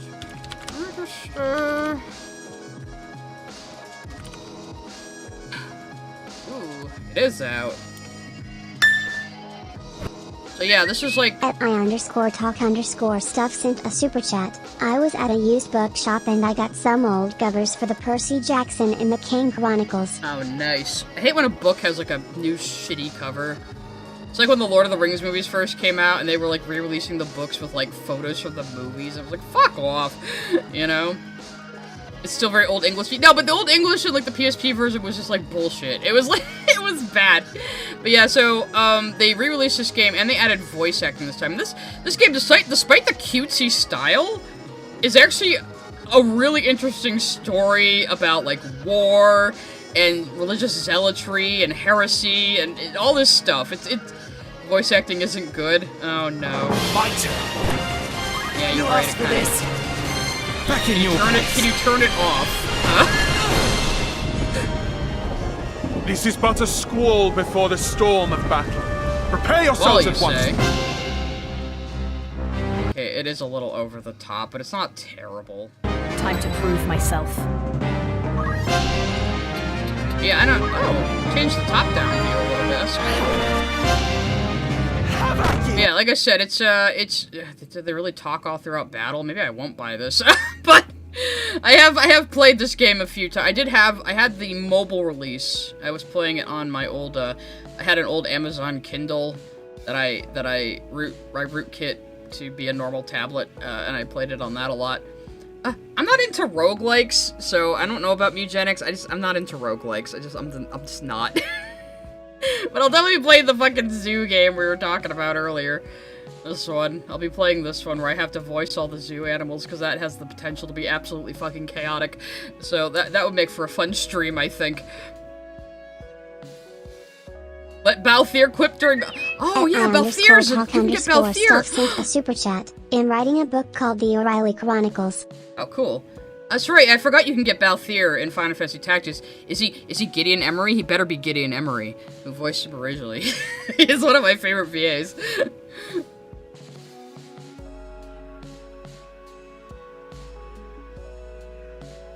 I never watched Fairy Tail, to be honest.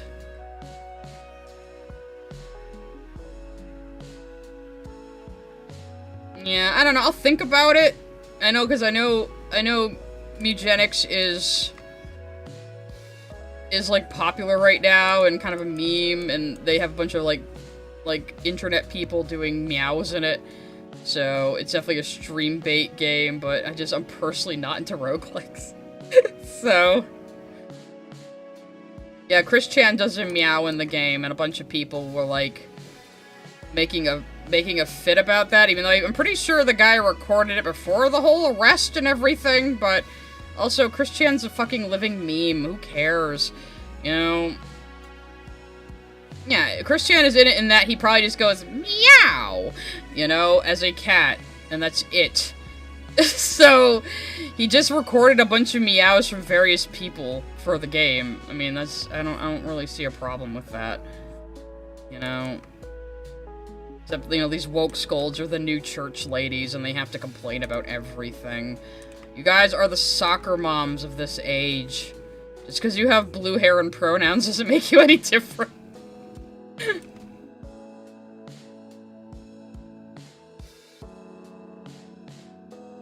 I guess somebody had to be. But seriously, all these people, like, 30 years ago, 40 years ago, they would be the parents writing into TV networks complaining about violence in cartoons.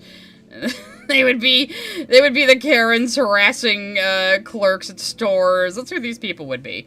They'd be the ones writing letters to corporate, you know? That's who they'd be. And they don't even know it. That's the funniest part.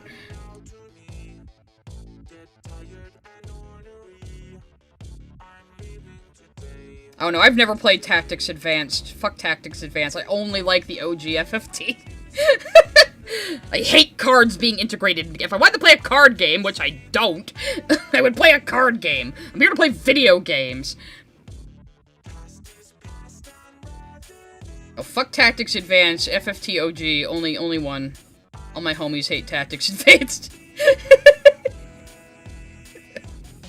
And then Tactics Advanced turns like, oh, the world of Ivalice is being dreamed up by a bunch of children. Like, really? The world where people were getting killed for, like, religious heresy was dreamt up by a bunch of children. Okay. And now we have sexy bunny girls in it. Alright, okay. Ugh.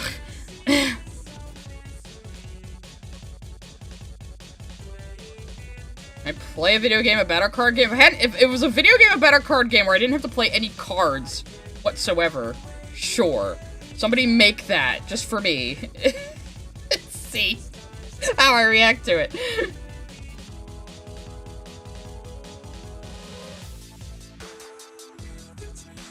I don't know. I don't think that, the thing is, I think creators online need to start learning to just ignore complainers. Just ignore them. You have that power, just ignore them. They can't do anything to you if you don't let them, you know?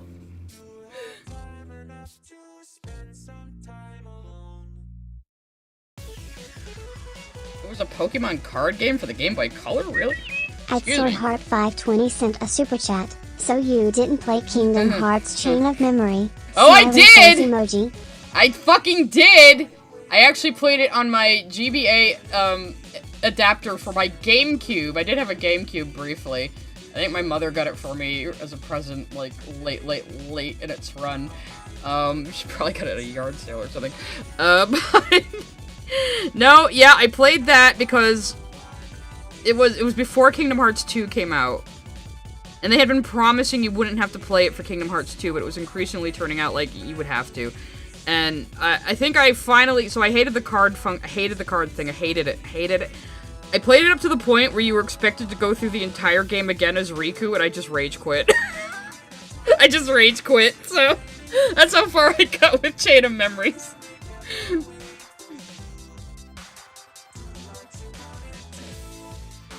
I mean, I'm all for creators dunking on complainers too. We should make that more normal. I don't got no manager for you to write to, kids. It's just me.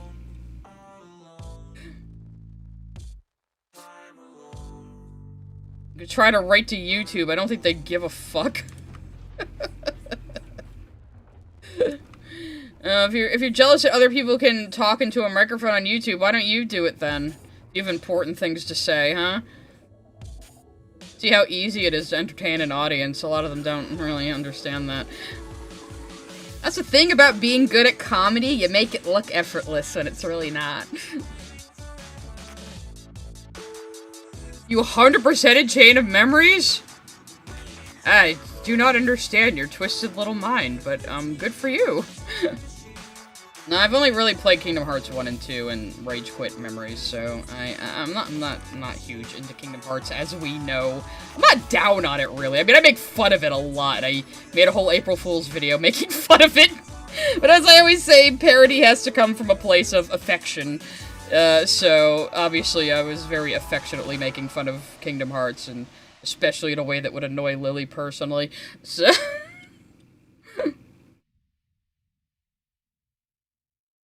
Oh yeah, sometimes I'm also responding to the Twitch chat. Please refer to the chat on screen.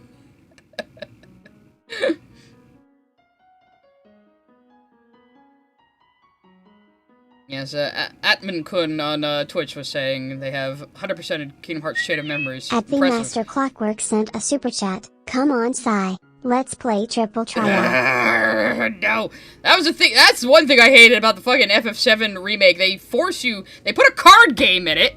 They put a card game like FF8 in it, and then they actually force you to play it at the Golden Saucer. You don't have a fucking choice.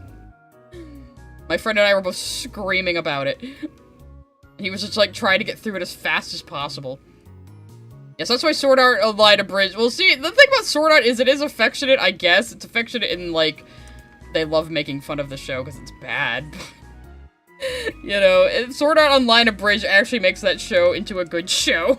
That's impressive. This is actually coming out pretty well. Well, okay, if you like the card game, that's fine, but I don't care about card games. I don't care about them in real life, unless it's Cards Against Humanity, and I really don't care about them in video games.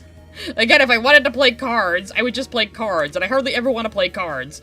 Why would I want to play it in a fucking video game where you can do anything else?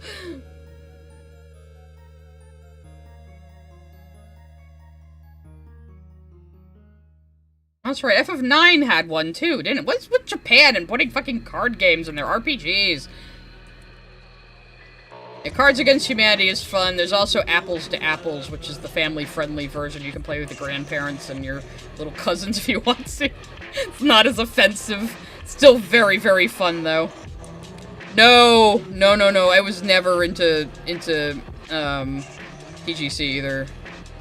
Or TCG, I always say it backwards. My brother was really into Magic when we were growing up, and he made me play one time, and I beat him, and then I never wanted to play again. He was really mad at me. I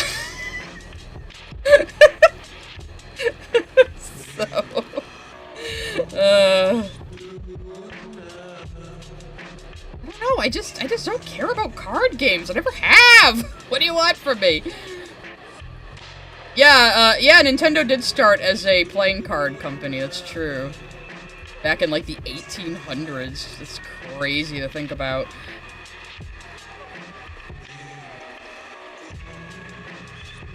Oh god, when I play New Vegas, you guys are gonna make me play Caravan.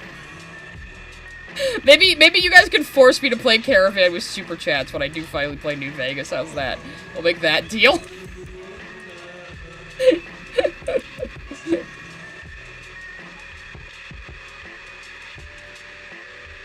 I will eventually do New Vegas. I have been curious about doing an energy weapons run because I've never done that before, and I've heard it's very, very fun. I usually just throw bombs at people and shoot them with pistols and rifles. I'm pretty basic. No, Nintendo was founded in the 1800s, believe it or not. Yeah, they were a trading card, not trading card, they were a playing card company.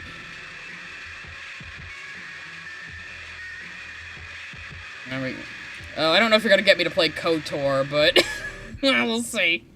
We'll see. There's plenty of other games I'd rather play first. Yeah, 1889 was when Nintendo was founded.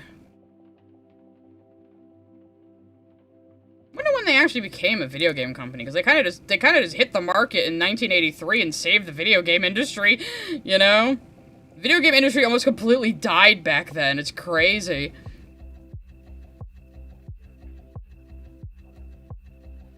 It was all E.T. for the Atari's fault.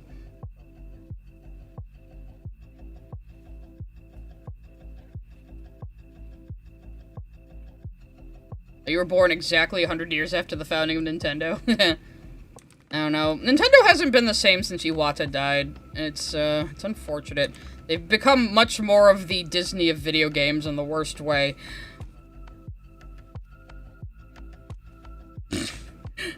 Is Big MT New Vegas? Is that DLC New Vegas? Because we're definitely playing that. I love the Big MT. It's one of the funniest DLCs ever. I always forget, like, I get confused which DLCs were for 3 and which were for New Vegas. I get them mixed up in my head a lot. So No Point Lookout was 3. It was definitely 3, and so was Mothership Zeta, I think. Yeah, I sometimes get confused which were which. I don't associate humor as much with New Vegas, even though I know it has some in there. So I always forget Big MT is Vegas. Because obviously 3 is a lot of a goofier game. I'm gonna be honest, guys, don't kill me. I kind of like Fallout 3 more. But I am definitely willing to give New Vegas another chance. It was like, New Vegas was the only time I really felt burnt out on a Bethesda game. Which was weird for me at the time. Because I was just eating up Oblivion and Fallout 3 and, you know, stuff like that. So I started with 3. I never played the OG Fallouts. I do have them. I know I can get them running on my computer. It's a little hard.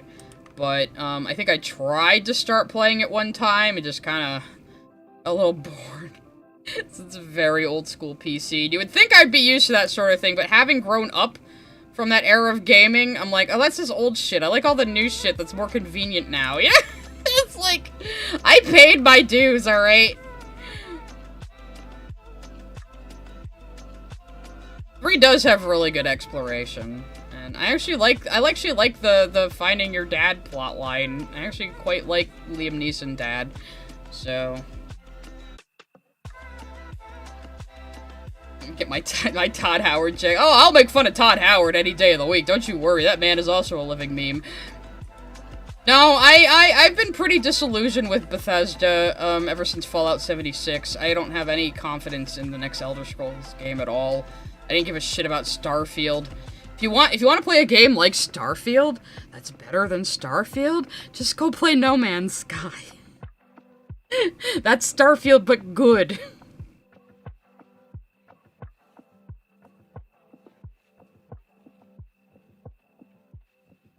Though I have heard Fallout 76 has gotten kind of good again, so I don't know. I did enjoy my time with it. I always say I kind of rage quit when they rolled out a subscription like they said they weren't going to do. And I sort of quit in protest, and then all the hacks started, and I just didn't go back. So, I mean, it's fun enough to just run around it with your friends. I mean, that's all I really cared about. I did have a pretty cool base, too. I didn't pay for anything. I would just grind out Adam for building things. Dino22 sent a super chat. Curious, why do you prefer 3 over NV? I'm not entirely sure, to be honest. Maybe it's because 3 just has a more straightforward story. I don't know. Though I did like all the stuff with Mr. House and things, but I don't know. And maybe it just wasn't, after playing 3 as my first one, wasn't what I was expecting. Sent a super chat. Play some Oblivion clips. Hilarious. I do have the Oblivion remaster. I did buy it, I'm pretty sure. So I definitely do want to play it, because I said, oh, I would be interested in playing Oblivion again, but with like a bunch of mods to make it look good. And then they just kind of made that, and I was like, oh, all right, cool. I don't have to put in the mods myself now. So, because I will argue up and down that Oblivion's quest system is better than Skyrim's. They have more interesting quests in Oblivion, because all the quests in Skyrim are just like, oh, go to this cave and kill everyone there, or go to this tomb and kill Dragger, and the fucking Dark Brotherhood storyline was shit. So was the Thieves Guild storyline. They were garbage compared to Oblivion. You know, but...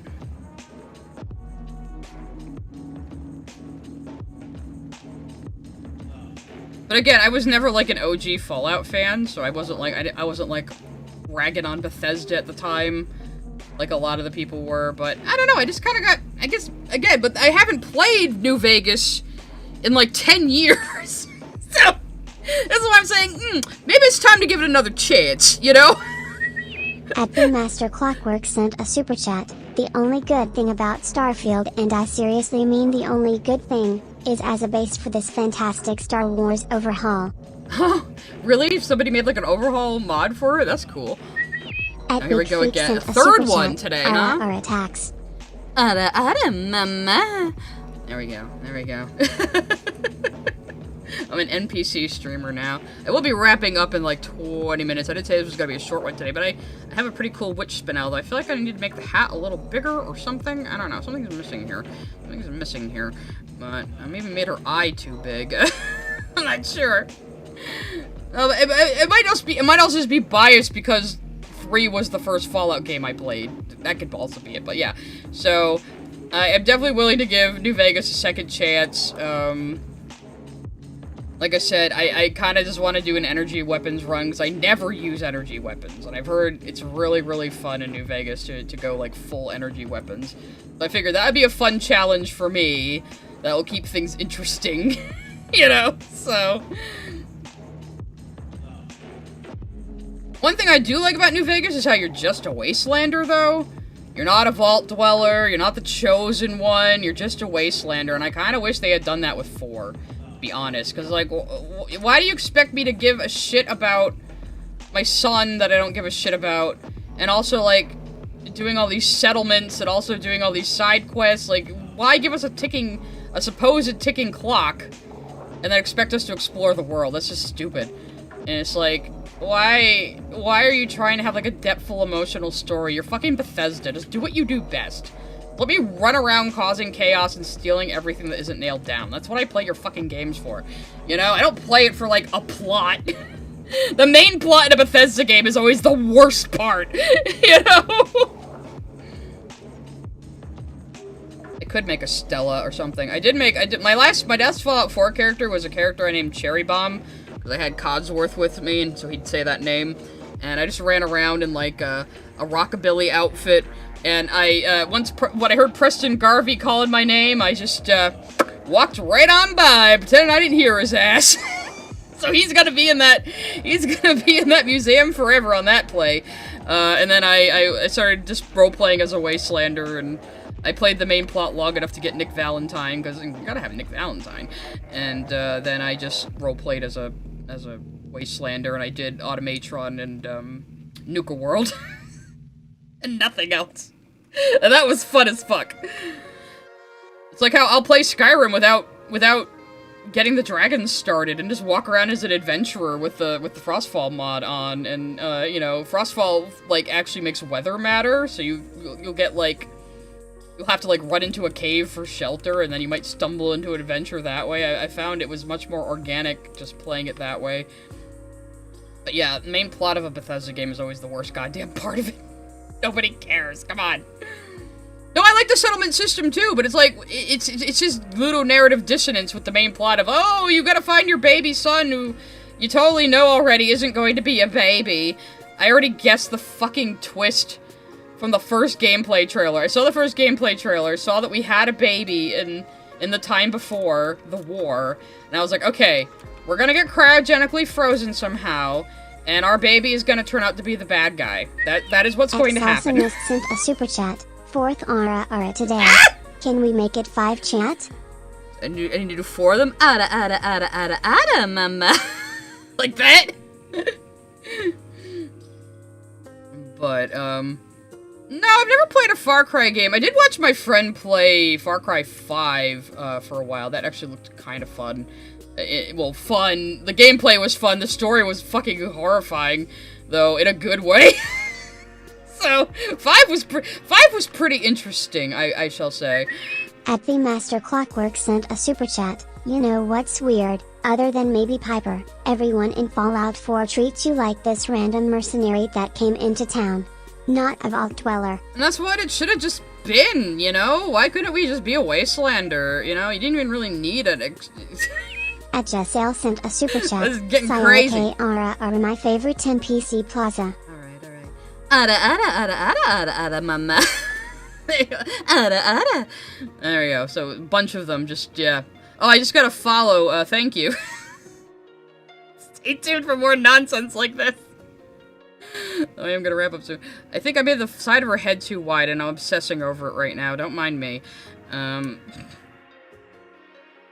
it great that we can just nitpick our art like this now? It's definitely healthy and makes us faster artists.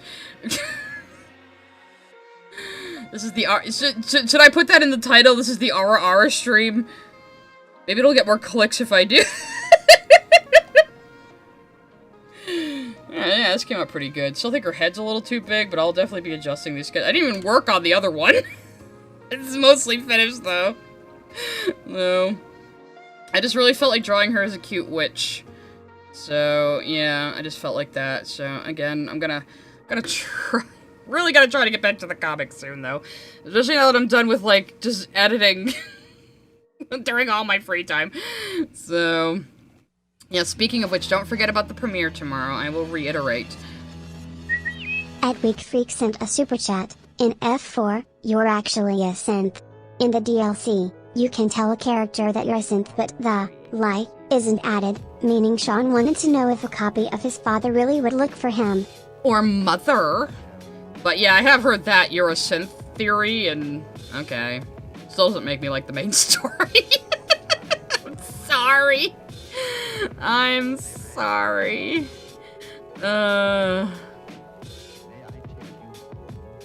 But anyway, everyone remember, tomorrow... I'm emotionally invested in is storytelling and narratives and people actually fucking understanding them and not pretending that they have media literacy when they're just talking a bunch of fucking bullshit. That's what I'm passionate about. So anyway, don't forget, tomorrow night, 6 p.m., so in 26 hours, this video is going to premiere, and I will be there in the chat. So it's almost like a stream, only I'll be in the chat during myself, too.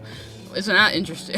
It wasn't finally combo breaker. Super chat. Ojisama laugh tax. This is a good way to end it. Let me lean away from the mic though.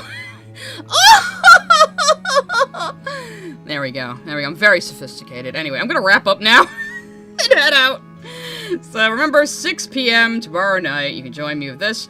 Friday we will have another just fucking around Friday stream. I will definitely put up a poll between some things for you guys to choose for us to react to or look at, and I will see you guys then. Anyway, good night. Oh, one more. At CatPeasant106 oh, we can add in that chat. one too. Call chat your good little pog champs. Now you're all my good little pog champs. Chat now, good boy.